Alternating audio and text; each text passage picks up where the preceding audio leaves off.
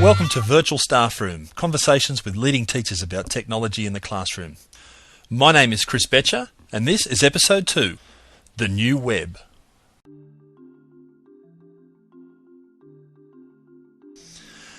In our last episode, we got to hear from Anne Baird, a wonderful teacher from Victoria who was doing some great things with helping her colleagues integrate technology into their lessons. And I got a lot of great feedback during the week about the stuff that Anne said, and a lot of people were very positive about it, and I got a lot of good feedback on the whole concept, actually, of these conversations with teachers who are doing good things in the classroom. So thanks, keep that feedback coming. It's always helpful to let us know what we're doing good and what we're doing bad, and it really helps guide the whole thing. This week, we get to meet a young teacher from Brisbane by the name of Michael Cridland. And Michael is a first-year out teacher, and he's got a Year 6-7 class at Petrie Terrace State School in Brisbane. And Michael's doing some fabulous things in the classroom as well. If I had to be in grade 6, I would want to be in Michael's classroom. It's great to see a young teacher who's really cottoned onto the idea of how technology can improve the learning of the students in that class. And Michael's doing some great things with podcasting, he's looking at some blogging stuff, and he's really latching onto the whole Web 2.0 concept. So I thought we'd start this week's episode with just asking Michael, what is Web 2.0 and why should teachers get involved in trying to integrate it into what they do in the classroom?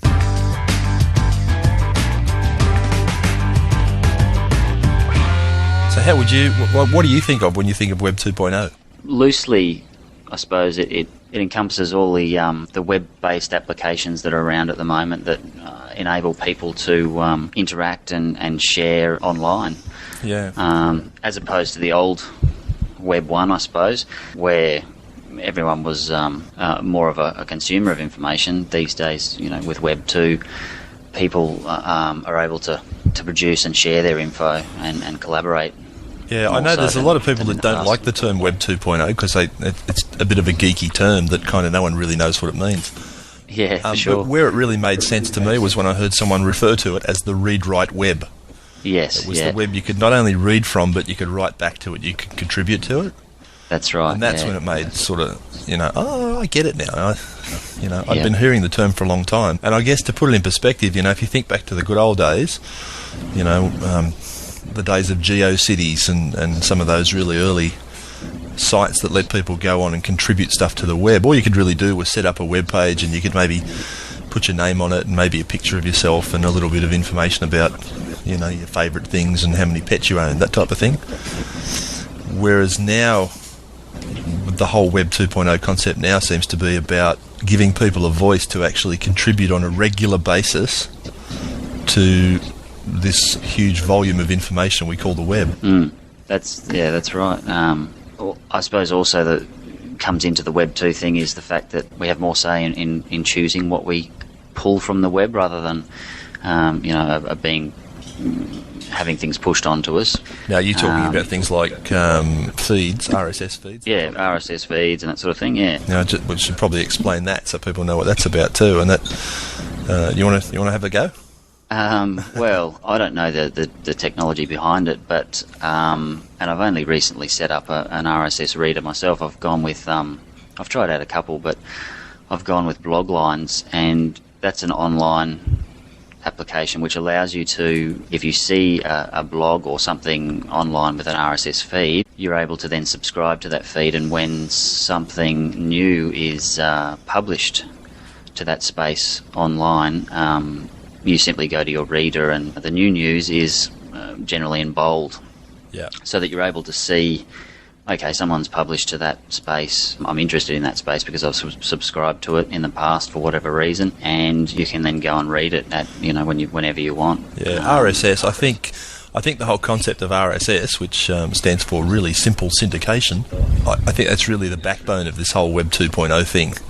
That there's all these people that are contributing actively to certain, websites, blogs that are scattered all over the internet. And it's kind of physically impossible, or would at least be very difficult if you wanted to try and keep track of, more than a dozen or so things, because you'd have to be continually going and checking websites to see if they've been updated. And, some people update a couple of times a day, and other people it's, once a month. So you can waste a lot of time running around the internet checking things. But this RSS technology lets you get a piece of software, and you mentioned, was it Bloglines? Bloglines, and there's a bunch of other programs that you can use, or websites that you can use to do it for you, where you can just make a list of the websites you're interested in following, and then, as you say, every time they get updated, that list will indicate somehow what's changed and what hasn't. So you essentially get the news delivered to you rather than having to go out hunting for it. I don't know if you can hear, because I don't have a headset on, but I've just got the microphone with the speakers, and every time a new post comes through to the blog lines, a little bell comes up and lets me know, so I can then click on it in the icon in my little toolbar and go and check it out. Yeah, it's a good way to go. I was using a thing called NetNewsWire, which is on the Mac, but I'm now using a thing called Vienna, which is an open source piece of software, so it's free, and I think it's very good.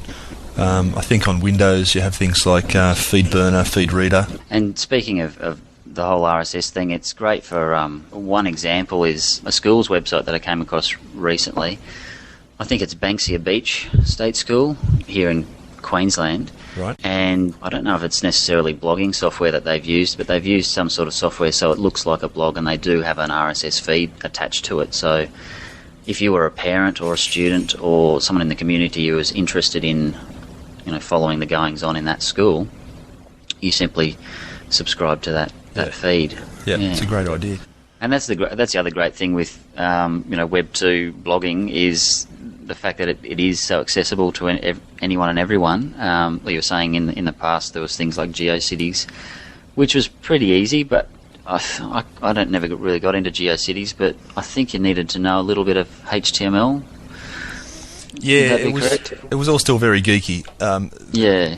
The whole revolution in blogging has been that it's just simplified it. It's literally, bloggers' little catchphrase is push button publishing.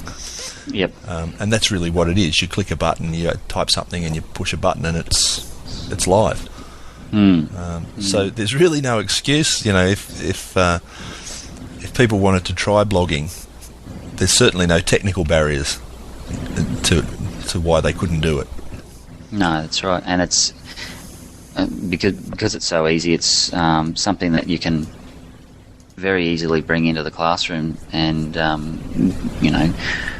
provide that opportunity for your students to have a space to publish their work, to share their work. You were telling me that you were looking at doing some blogging, and I think you said you'd done a few little things around the edges, and you were looking at planning some bigger steps within the whole blogging space with the kids. So you want to just tell us about that? Yeah, well, I've done some podcasting with the kids with the help of we got into it through a bloke by the name of Brett Moller, and he works for Bose, and he was good enough to come to the school and do a day with the kids on sound, looking at the science behind sound, and then at the end of the day we wrapped things up with a small group doing a podcast. So that's how we all started, and from there I've sort of the kids have done, I think, about 9 episodes now. Wow, that's great. So in small groups they get together and they plan and script write and rehearse, and then they do the producing themselves as well, where they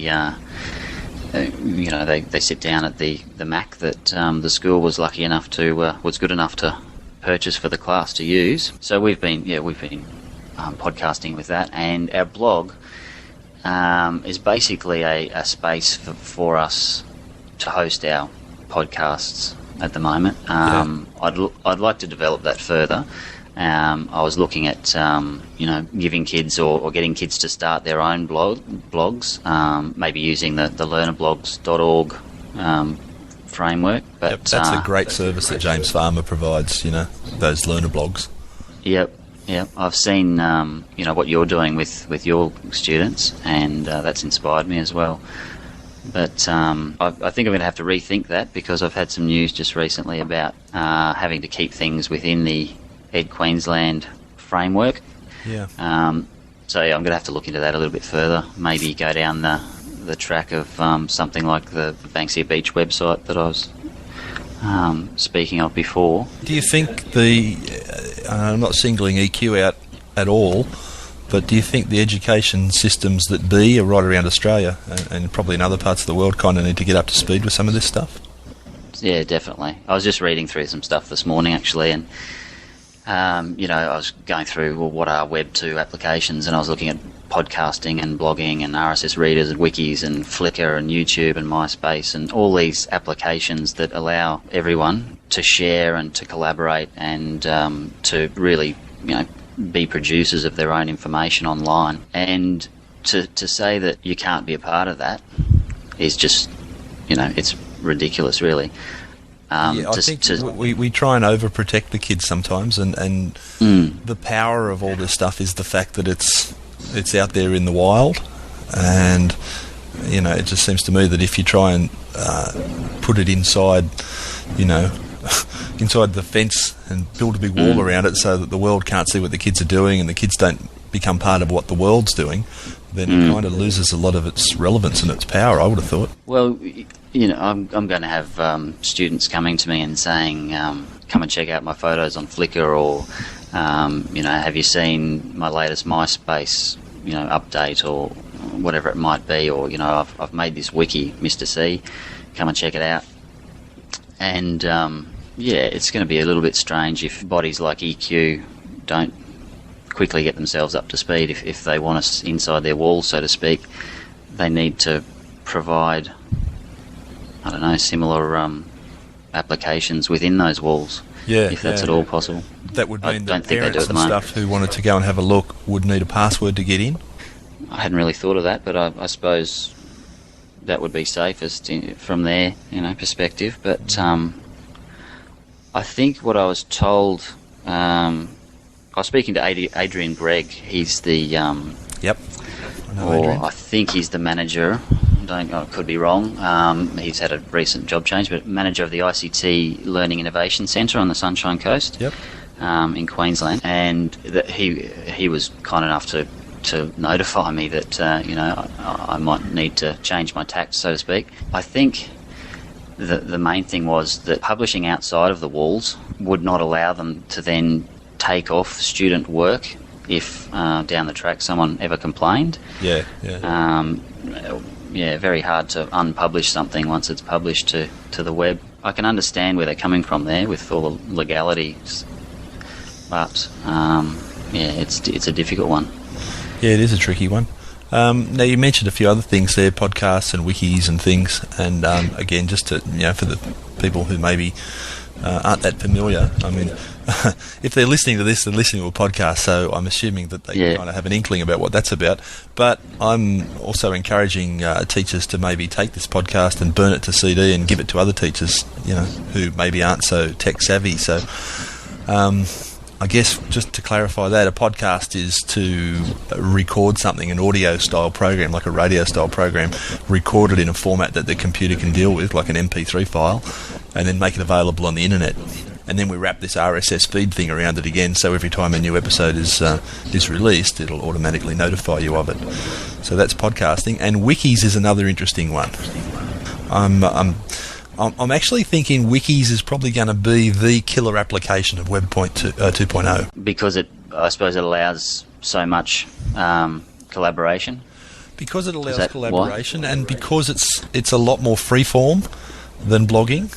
When you do blogging, you can publish fairly instantly, but you're more or less tied into the format that particular blogging software ties you into. So you can't really create a freeform page and link it in a freeform way to another page, and you can't really create a site structure as such.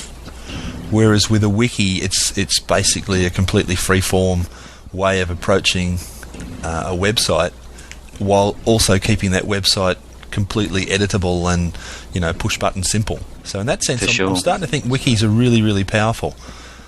Can you attach an RSS feed to a wiki, I suppose? Yeah, absolutely. Absolutely.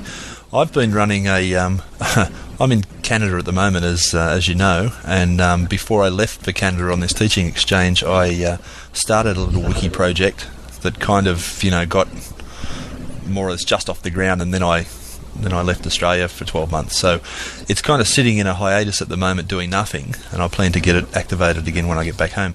But basically the subject I was teaching back in Australia was industry studies multimedia, and it's kind of a niche subject, so there's no textbook. And although there's lots of resources, you've got to sort of hunt around far and wide to find things, and it's not in any easy form the kids can digest. So I just had an idea, let's actually create a textbook, but rather than me write something, let's give all the kids that I teach access to be able to edit these web pages, and let's set it up in the same structure as the syllabus, so that as we learn stuff, that I can go and add some notes onto this thing, but the kids can also go and edit those notes. So, and this is all coming down to this idea that the teacher is not the font of all knowledge. Under an old system, the teacher was kind of the font of all knowledge, and the kids were there to learn from the teacher. But I think as we're moving into this brave new era of information and knowledge everywhere, it's not unusual for kids to know more than their teacher. And what wikis do is they allow those kids to contribute what they know to a piece of knowledge, and the wiki acts as a container for that knowledge. So that sounds like a fantastic idea, that the project you've set up. It's very interesting, because I'd write something and then I'd get, and of course it's the keenest kids that are the ones that are most willing to contribute. So you'd go back in there and you'd look at it and you'd find out that this person had come in and they've changed something that I'd written, or they'd added something to it, or they'd deleted something that they didn't agree with, and then someone else would come back and they'd add it back in again because they did think it was relevant. And what we found over time was gradually we evolved a set of notes for parts of the course that were actually much better than anything I could write, because it was the combined effort of several people who all had a vested interest in making sure that these notes were the best that they could be. So I like the concept of a wiki. I really think it's a great idea, and I think we can do a lot with wikis in classrooms. I set one up at the start of the year for my class, and some of my keenest students got on there and have developed the wiki and sort of taken it down their own paths, or certain parts of it, where I think someone started a page on poetry, somewhere to publish your poems. Yep. So the next person who checked that page thought, oh yeah, I've got some poetry, and then they posted their poetry. And then someone started a choose your own adventure story. And that evolved and developed, and then someone thought, I think they must have thought, gee, Mr. Cridland doesn't mind us editing this wiki. I'd made it clear that I didn't mind at all, and that's what it was there for. But they cottoned onto that idea pretty quickly, and those keen students were quickly editing the front page of the wiki and putting in links to different pages, and really running with it, and it was really good to see. Yeah, that's good. And did you find that the educational outcomes were stronger than it would have been had you just done it as a more traditional style project? Yeah, for sure. The kids, I think sometimes they look at me sideways when I'd say, right, today for half an hour we're going to sit down and we're going to look at the wiki, and I want you to share some of your writing on the wiki, and they'd think, is this school, Mr. Cridland? What's going on here? And I would assure them that they were doing me a favour by getting involved with the wiki, and they were doing themselves a favour. It's a little bit like at the end of last term, Brett Moller from Bose, who started up our podcasting with us, asked me for some feedback from the kids on what they enjoyed about podcasting, and it was interesting that some of the responses from the kids, they couldn't see, or they could see, but I had to sort of highlight to them the educational value in podcasting. And once I had, we had this good 20-minute discussion on how their organisational skills and their group working skills. Which this is the kids you are having this discussion with? Yeah, with the kids. Yep. How their group, organisation and planning, how those type of skills have developed from when they did their first podcasts, which were just thrown together quite quickly, to their later podcasts, which have developed where they do sit down as a team and they do plan a lot more, a lot tighter, the show, the actual podcast. And then you've got things, so, the organisation, the planning. Then you've got things like some of the kids said, well, we've learned how to write scripts. We've been practicing our speaking and our delivery. And some of the first podcasts, they because of the organisation, maybe they ran out of time. They didn't have time to go back and re-record their segment. Whereas with some of the later podcasts, the groups have thought, well, we're not going to get it in one take, so let's leave that. Let's leave enough time at the end when we're producing our podcast to take that into consideration. So this conversation with the kids really highlighted the fact that, they really are, they do enjoy using these forms of technology to show off their work and to publish their work. I think that's great. That whole podcast thing you're doing sounds absolutely fantastic. And to hear you say that, the way the kids have evolved from those first couple of episodes to the later ones, and I'm presuming that's only going to get better as time goes on, this idea of planning, of getting a group of kids and working together as a team, and correct me if I'm wrong, but are you finding that you're not having to direct them as much, that they're actually realising for themselves the sorts of issues that they need to contend with, the sorts of planning issues? Most definitely, yeah. At the start I was, giving them a couple of prods and saying, come on guys, you've got to, maybe keep an eye on the time, or, how are you working together on this? But yeah, towards the last term, the podcast that we produced, I basically said, right, get yourself into teams, and you know how to produce a podcast. We had another discussion about what type of segments that we might produce, and I did set down some guidelines that there needed to be some reflection in the podcast. It couldn't just be all about jokes of the day or whatever. It could be fun, but it needed to be there needed to be some sort of reflection there on what we've been doing in class, or some, what was the boundaries of the content-wise? What was the boundaries that they had? It was to be based on what they'd been doing in class, or they could pretty much do whatever they like? It could be pretty much whatever they like. I think I set down something, I can't remember it precisely now, but I said there was a ratio that I set down, that there had to be so many segments per podcast or I would like so many segments per podcast that were of an educational nature or something like that. Right. But that could be an interview with, one of the staff at school. It could be an interview with another student. It could be an interview with a parent or something like that. It could be a segment on what we'd been doing in art that week. It was totally open to them.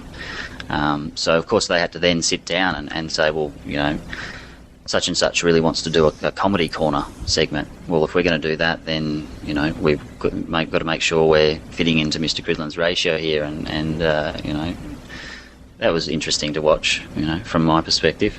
And, that's great. I mean, I just think there's so much power in a classroom setting, giving the kids a relevant, meaningful task that they find engaging, and then just getting out of their way. And you then becoming the facilitator to make that happen. So, that they've got the ideas, they've got their own goals and their own guidance, and they know where they're going with it. And occasionally they'll get stuck, and that's when they turn to you as the teacher and say, "Okay, so hey, we've got this problem. How do we solve this one?" And then you just guide them in the right direction to find the answers, rather than becoming the answer man and sort of, again, this whole idea about the teacher being the font of all knowledge. The kids here are driving this whole thing, and you're just the guy on the side who's saying, "Okay, you over there, right, you going fine? Yeah, good. Is there anything I can do for you guys?" And you're just becoming the traffic cop that's guiding all the action, instead of the person who's, at the helm. I like the traffic cop analogy. Well, I just think that's really powerful, and that's something we don't do enough of in schools. That we still think that we need to be the ones out there leading the way, and in a lot of senses, the kids can just do amazing things if we just get out of their way. I had a similar experience this year, because I was given a grade 10. This is in Canada. I was given a grade 10 business studies class, and that's not really my subject, but I said I'd do it anyway. And yes, I remember seeing the results of this and listening to the results. Yeah, and the kids were great stuff. The kids were quite unmotivated, And I can't say I blame them, because the content was not really all that engaging. It was kind of interesting, but hard to present in an interesting way. And the culture over here in Canada for learning tends to be very textbook driven. So it's all worksheets and textbooks, and sit down and take notes and learn facts. And it was so not me. I was struggling. The kids were okay with it, but after about I think we were about 7 or 8 weeks through the course, and I just went in one day and I said, guys, I can't do this anymore. I don't know about you, but I'm just bored stupid. And they went, well, yeah, we can understand that. And then I said, let's do something. This was your students who said this? Oh, well, I said to them, I'm bored. What can we do? And they said, well, let's mix it up a bit. And we spent a whole lesson just talking about how can we revitalise this course, because the content was actually reasonably interesting. The stuff that they had to learn to meet the syllabus requirements. There was some interesting stuff in there, but it was just such a turgid way to learn. And this particular school, and I know it's totally a different story depending on where you teach and the clientele you've got, but this particular school is in a relatively affluent area, and a lot of the kids, come from fairly, I guess, middle class or better homes. And they're all carrying around their iPods, and they all had all the little electronic gadgets and gizmos, and that's when I said, iPods, what about a podcast? Let's do some podcasting. And they went, oh, okay. And I had to actually explain to them what it was, because a lot of them had never really heard of it before, which I thought was interesting, because these are the digital natives, right, who have grown up with all this stuff. And there's still a lot that kids don't know, despite the fact that we assume that they do know. Anyway, long story short, we had, 12 chapters left of this textbook we were supposed to cover. So I divided the kids up into 6 groups. Said, righto guys, here's 2 chapters each. And their task was to take the contents of those remaining chapters and turn them into a 20-minute podcast.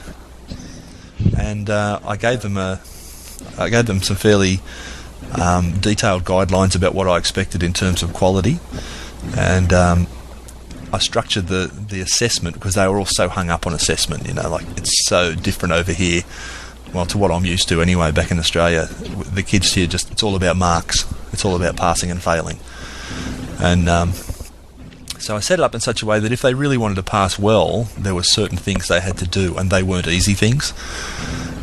So, for example, to get into the highest level in terms of the marks, they had to include some contribution from a third party in their podcasts. Now, because it was a business studies class, a lot of the topics were things like, dealing with bank finance or human relations and getting a job, that type of thing. So the kids went and, they were interviewing their local bank manager. They were making a time to go down the road and talk to the bank manager, and they were taking their little iPod recorder with them and recording the interview and bringing it back and integrating it in. They were coming up with the most creative ways for covering this content that was, fairly dry, but they were doing things like pretending it was a radio show host, and they were pretending like they were calling in and asking questions, and they were getting the resident expert to answer the questions of the phone-in callers, and they just come up with some really creative ways. Yeah, it was really great listening to some of those podcasts that the kids produced. Yeah, it was really good. Yeah, I didn't realise that that's what you'd done. You'd split the textbook up like that. That sounds like a great idea. Yeah, and then the idea was that every kid could listen to every other kid's podcast, and in theory at least, be exposed to all the content of the course. Now, I don't know whether they did or didn't do that, and I suppose the downside of that project was I really couldn't have any guarantees about how well the kids who were in, say, Group B knew the content that Group A did, because it wasn't their thing, and it relied on whether they listened to the podcast. But I can tell you, the kids in Group A knew the content from Group A intimately, far better than had we just covered it as a textbook thing. For people who may not know, you're a first-year out teacher, right? Yeah, that's right. This is my first year, so it's been a very steep it still is a steep learning curve for me. Now, question: what exposure to all this stuff did you get as you went through Teachers College? Good question. I think in just about every subject, every unit of study that I took at uni, there was a big technology focus, whether it was social studies or whether it was science or maths or English, or whatever it might have been. Even visual arts and dramatic arts and that sort of thing. There was a big focus. There was an obvious recognition of the importance of technology. Well, I'm pleased to hear that, because I have to say, I too often come across teachers who have been in this game for a long time, and sometimes teachers who are just new to it, who look at this whole technology thing and go, is this stuff important? And it's almost like they seem surprised when there's some sort of expectation that there'll be technology integration. I obviously took it on board, and I've always had a keen interest in all things gadgety and computer based, but I think there were others that probably didn't take it on board as much, and like you say, sort of weren't sure of the relevance of it. There was definitely a focus there.